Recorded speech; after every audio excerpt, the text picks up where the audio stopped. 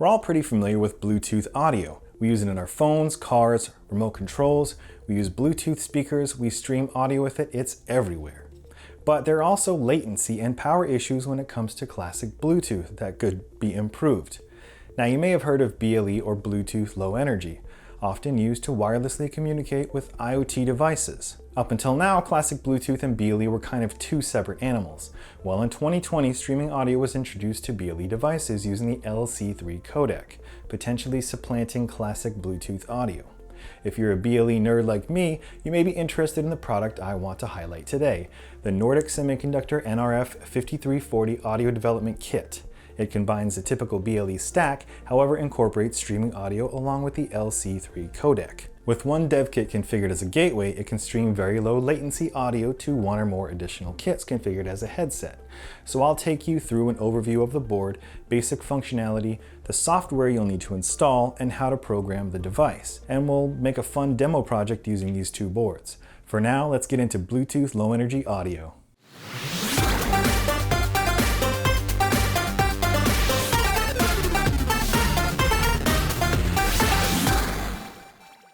The nRF5340 Audio DK is centered around a 128 MHz ARM Cortex-M33 processor, features a built-in Seger J-Link debugger, an onboard 2.4 GHz antenna, an SWF port at the antenna to make direct RF measurements, a Cirrus Logic CS47L63 audio DSP chip which acts as the digital microphone interface and headphone driver. A Nordic NPM 1100 PMIC handles charging of battery and power management to devices on board. Nordic even supplies a hefty 1500 mAh battery to test with your application disconnected from the computer's USB port. There are several user LEDs which are useful to us during development and operation, which indicate the current status. LED 1 indicates successful connection between gateway and headset. LED 2 indicates the transmission is synchronized between all headsets and left and right channels are synced as well. LED 3, when it's blinking, indicates that the application core is running. RGB 2, controlled by the network core, green indicates CPU activity, yellow for charge complete, or red if there's an error condition. There are also LEDs tied directly to the hardware. The red error LED indicates that there's a power management IC error condition. The charging LED, if yellow, means it's charging, else no 3.3 volts or battery is connected. There are also buttons on the front side which are user programmable. These are buttons 4 and 5, play, pause, volume up, volume down, and reset. Lastly, there are two 3.5mm jacks, one for analog line level input and another for direct headphone out. On the back side of the board, we have an SWD or serial wire debug port for all of your debugging needs.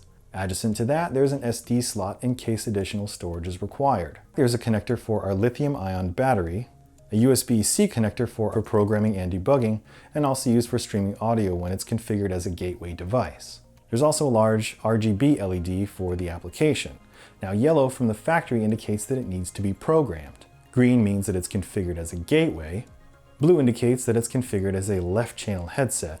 Magenta means it's programmed as a right channel headset. Before we get into the nitty-gritty of how to flash the demo program, there are a few things we need to understand about the application and BLE audio in general. Standard Bluetooth operates by compressing the audio using a codec or coder-decoder algorithm, which compresses the audio and transmits it to a receiving device. That receiver reverses the process and decompresses the audio. This compression is required to reduce the bandwidth of streamed data, which has a direct effect on power usage. The more data that needs to be transferred, the more energy is required to do so. In some components like earbuds, we want to conserve as much power as possible. For Bluetooth Classic, which is actually called the SBC codec, that data rate is around 345 kilobits per second. The dev board we're playing with today is using the new LC3 codec, or Low Complexity Communication Codec. Using this codec, the data rate is reduced to 160 kilobits per second, which offers greater power savings, and subjective reports suggest that the sound quality is improved over SBC. For me, in testing this out, I was surprised at how good the sound quality was. It was kind of like just having my wired headphones plugged into the computer. But that's not saying all that much, since I probably damaged my eardrums over decades of listening to thrash metal. The nRF5340 Audio DK can be configured in two different modes. One, in connected isochronous stream, also known as CIS, or two, broadcast isochronous stream, also known as BIS. In either mode selected, one device must be configured as a gateway, which is doing the streaming, and one or more devices are configured as the headset. In CIS mode, we have a connection between the gateway, which is doing the streaming, and the two headsets, one left and one right. What's unique about the system is the two audio streams are synchronized and locked prior to the transmission from the gateway. This is called TWS, or True Wireless Stereo. In classic Bluetooth, data is typically streamed to one earbud and then streams to the other earbud. Today we'll program the CIS mode, so one gateway to one headset. In the board's default state, you'll see the bottom side RGB LED a solid yellow. This means we need to update the device's firmware to either a gateway or headset device. We'll need to install a few things in order to do so. First, we'll need the Nordic nRF Connect for desktop software. We use that to install the Toolchain Manager and nRF Connect SDK. We'll also need to download and install the nRF command line tools, which allow us to flash the device. So let's do that now. So as it says on the box, we need to go to nordicsemi.com/start5340audiodk. Once we get here, it'll tell you a little bit of an overview about the board. On the right-hand side, if you hit documentation, this is going to tell you in detail what I'm going to cover today. So if you have any questions, definitely go back to this document and it'll tell you exactly what you need to do.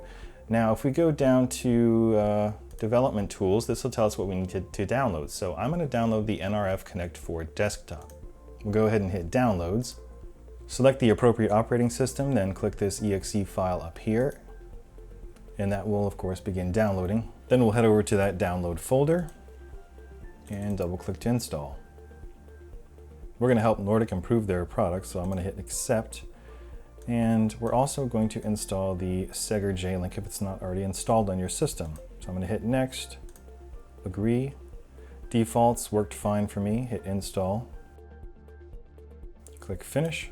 Now we're going to install some tools for the nRF Connect for desktop. We don't need all these tools to compile the code today, but there are a lot of useful tools here if you're developing Bluetooth low energy stuff. So the first thing we're going to do is download the Toolchain Manager. Click install, and then we're going to open it. Next, we're going to install the nRF Connect SDK version 2.10. This is the most recent. First, we're going to go to settings. We're going to choose an installation directory. By default, it's the C drive/NCS. That's fine for me, so I'm going to go ahead and hit install. It's telling me again where that install directory is. Continue. Now at this point, it's saying to install Visual Studio Code. If you want to, just follow along with these instructions. I'm more familiar with the command line, so I'm going to just stick with that for simplicity's sake. All right, so now it appears that that's installed. Let's go back. Leave that open for now. We're going to go back to nRF command line tools, which we will need to program this device. We'll go down to downloads, get the most recent version for your operating system, and we'll click the exe. We'll double click that, accept terms and install. I left everything default, that worked for me. Click next, and then install. Finish, and then we're ready to go. The next thing we need to do is open a bash prompt. Okay, so this is set up with the default environment variables. It's important that you launch it from here and not use a regular command line tool. You can see that C NCS version 2.1.0 is our default install directory.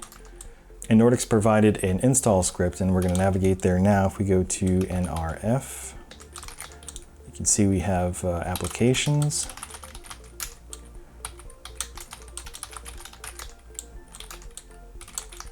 nRF5340_audio. CD to tools. And then we'll go to build prog. Inside of buildprog, we have some important things here. We have the buildprog Python script that's actually going to do all of the building for us. Also important is this audiodkdevices.json file. Now inside of there, we link the serial number to the actual role that the device is going to play. Since we have two devices, one will be the headset and one will be the gateway. So let's look at that file. And you can see here we have the serial number, okay? And we can reference that to the board. That's actually printed on the board on a sticker, and we can also issue a command. I'll show you in a second how to read the serial numbers of the devices attached to the USB port. We also have the dev, so we can assign it a headset or a gateway, and a channel left and right. By default, the channel is left in this application. So let's go ahead and plug in both devices. Now I'm going to issue that command, and we can see what devices are connected. So we're going to say nrf jprog-i, And we should see 2 serial numbers come up, and those do in fact match my stickers. I'm going to open another bash prompt so that I can reference those and type them in at the same time. So I'm going to cd to that same directory. And we're going to do a VI, a JSON file. Okay. I'm going to assign that top one here, 105. And we're going to call that headset, and that'll be the left channel. Now I'll come over here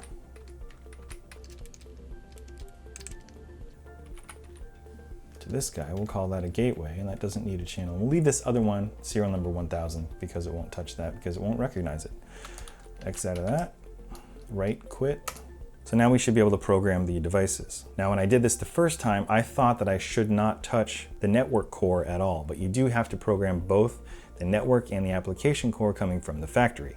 Okay, so if it's yellow, you've got to do both. Now let's issue the command to build it.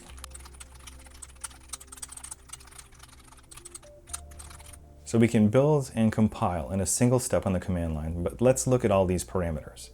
We have the script name. We have the -C flag, which tells the script which core we're flashing, app, net, or both. And remember, in this case, we have to program both from the factory. Then the -B flag, which tells us if we're compiling for debug or release. The -D switch indicates what devices the script should flash in the JSON file, gateways only, headsets only, or both. ~pristine tells the compiler to clean previous stale builds and build from scratch. By the way, the first time you try to program these boards, you may get an error indicating that the operation is unavailable due to readback protection. I have no idea what that's about, but add ~recover to the command line if you see it, and you should be good. Afterwards, you shouldn't need to use it again at all. Now all we need to do is grab a cup of coffee, let it compile and program the devices, and then we should see the RGB LED on the rear of the board change color from yellow to blue and green. All right, now we can see those 2 serial numbers and the results. It has programmed one as a headset, one as a gateway. The application core has been programmed, as well as the net core. So it looks like both of our boards are programmed successfully. They're not yellow anymore. This one is blue, indicating that it is a left channel headset, and this one is green, indicating that it's a gateway. I'm keeping this one plugged in because we're going to stream audio from the computer to this through this USB port. We can actually unplug this one. This one's battery powered now. I've got my headphones plugged into this guy, and left channel is here. I'll just put my lav mic up so you can hear it. So we'll just find an appropriate YouTube channel here. How about element 14?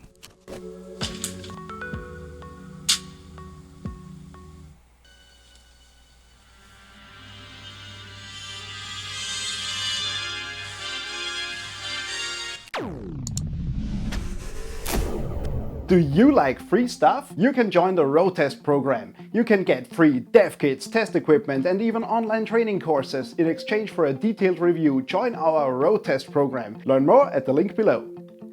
Free stuff. Now I struggled for a bit trying to think of an interesting application. Of course, a stereo Bluetooth speaker immediately comes to mind, and that would be a wonderful thing to tie into my stereo system here in the office. But unfortunately, I only have one gateway that acts as the source, and one that acts as a receiver or headset device, so no stereo. However, with Halloween right around the corner, I thought it would be fun to use these devices to scare innocent kids as they come up to the house and do their trick-or-treat thing. So let's get right into scaring people with the help of Bluetooth Low Energy. Come get a cookie. So essentially, here's what I want to do. I want to use several different sound effects at the touch of a button, so that requires some software in the computer. Now I'm running Ubuntu Linux and Caster Soundboard, which allows us to bind a particular sound effect to whatever key we specify. With that in place, we can connect our gateway device to the USB port and switch the audio output from default to the nRF5340 DK digital audio output. And that's really it from the transmitting side.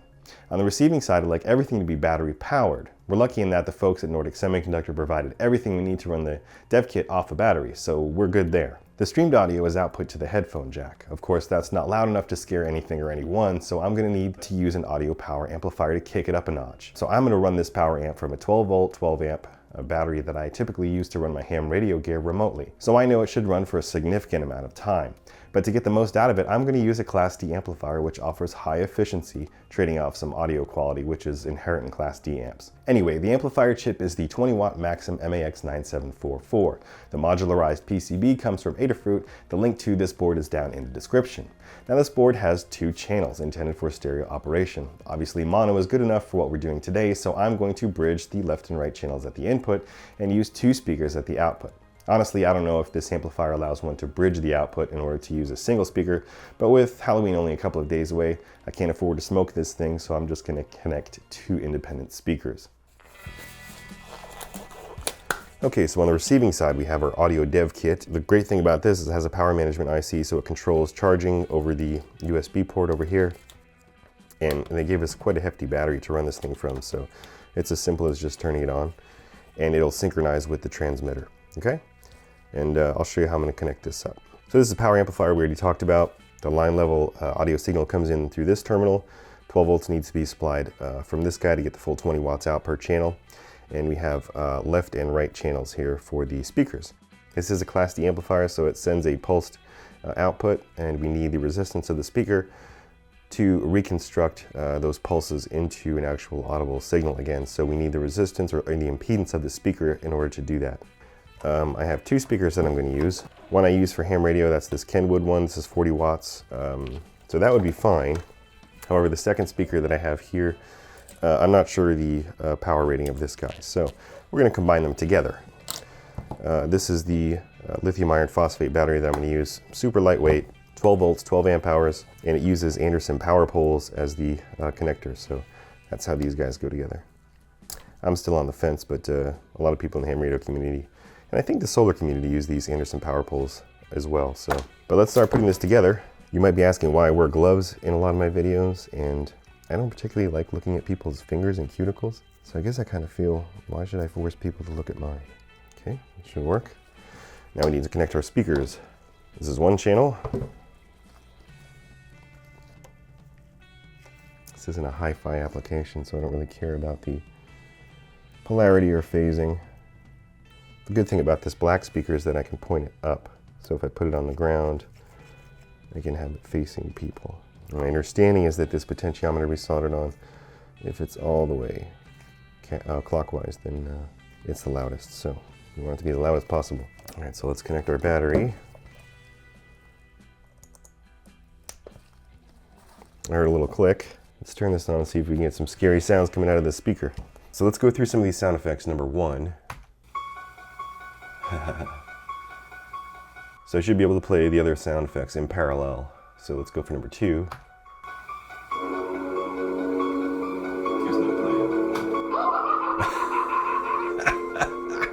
There we go. Let's turn that off. Count Dracula. Okay, I'm not sure why I need to press it twice. Scarecrow. All right, that's cool. Werewolf.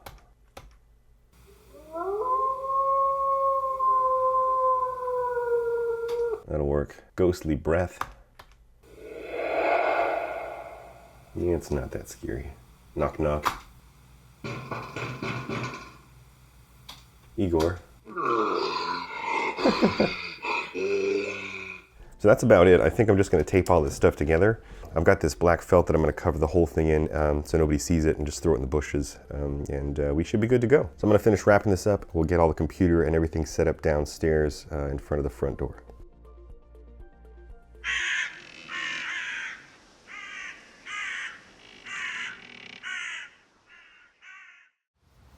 So this should be a suitable spot. Right there like that. Just cover it. That'll be fine at night. Perfect. This is Command Central where we're going to scare everybody. So here's the computer. I'm using a Caster soundboard, and I've got all my sound effects ready to go up here. I've got a camera here that we're going to use to record what's going on here at the desk. I've got OBS running here, and it's recording that camera and this webcam right here. There's the webcam outside. I've got a shotgun mic over here that's going to pick up hopefully some reactions, and that's about it. So let's get set up. Yeah, she does. guys get three things. Okay. Between red and green.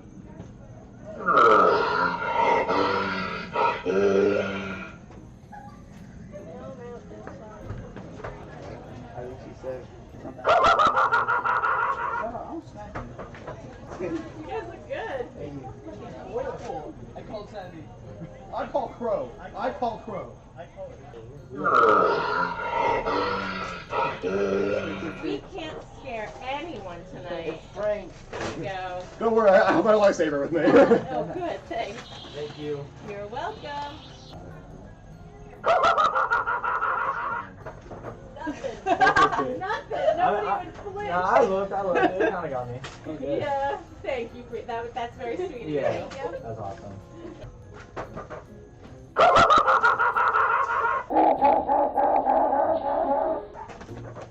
Yeah, that scared you, huh?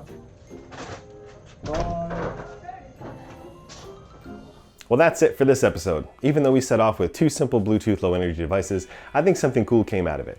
And I know we could have used a simple Bluetooth speaker, but using this dev board, we have additional I/O that could be utilized if, say, we wanted to add a motion sensor to trigger these sound effects and fully automate this thing.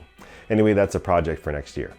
Overall, I was happy with the way the project turned out. The audio decays worked flawlessly, and the Class D amplifier was very loud and had no problem projecting the sound. Unfortunately, there weren't many trick-or-treaters this year, and there were a lot of little kids in the mix, and I didn't really want to scare them, so I didn't get as many reactions as I wanted. But overall, yeah, this project was a lot of fun.